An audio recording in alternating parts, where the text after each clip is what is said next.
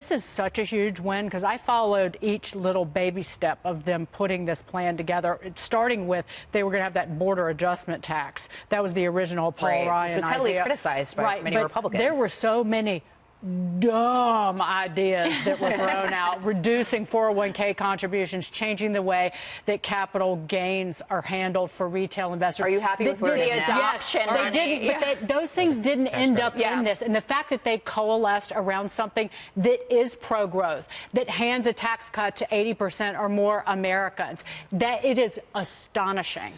Jessica, before I come to you, my big question for you is when do Democrats jump into the warmer waters now? But before that, the president actually talked earlier, just moments ago, about what he has learned in terms of working with people in Congress and shaping relationships. Let's watch that.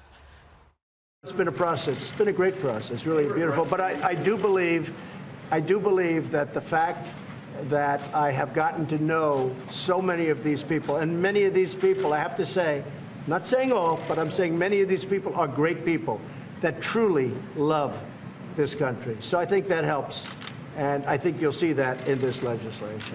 You also saw the president talking about when the time is for bipartisanship, those opportunities. He fully anticipates infrastructure. He said that'll be the easiest thing he does. So when do Democrats jump in? I think they certainly jump in if infrastructure is what comes next. He'll have to talk to Paul Ryan, who wants welfare reform next. I think that's a major mistake for Republicans to go after that right now, because if you get into a fight with Democrats about entitlement reform after you've had this arguably huge win on the tax reform bill or the tax bill, I think that doesn't bode well. Infrastructure, Donald Trump knows he's an infrastructure guy. He builds buildings, and he's worked with Democrats his whole life. He's a New Yorker. We're full of Democrats here.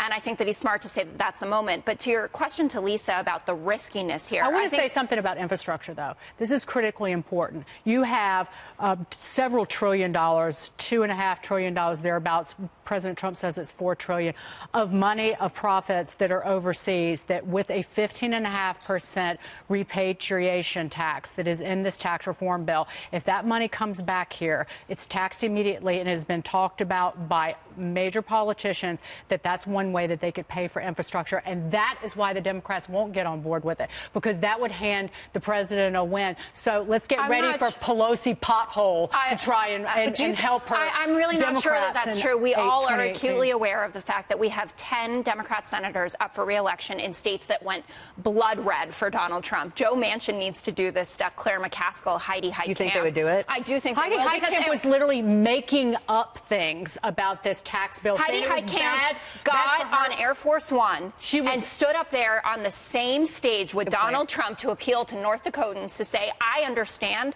that you voted for this man and that some of his agenda does appeal to you. She said that it was going to be a $9,000 tax hike on people in her state, and it's a lie. She couldn't read a Do you know chart. how many lies come out of both sides? And it's unfortunate. She couldn't read numbers, and she still hasn't retracted it. I'm pretty confident that Heidi Heitkamp can read numbers. I'm also confident that we know what we need to do to win, and some of that might be to stand on stage with Donald Trump and to work together on infrastructure to make sure. Against him. All right. Like, so she stood on stage with him and then voted no.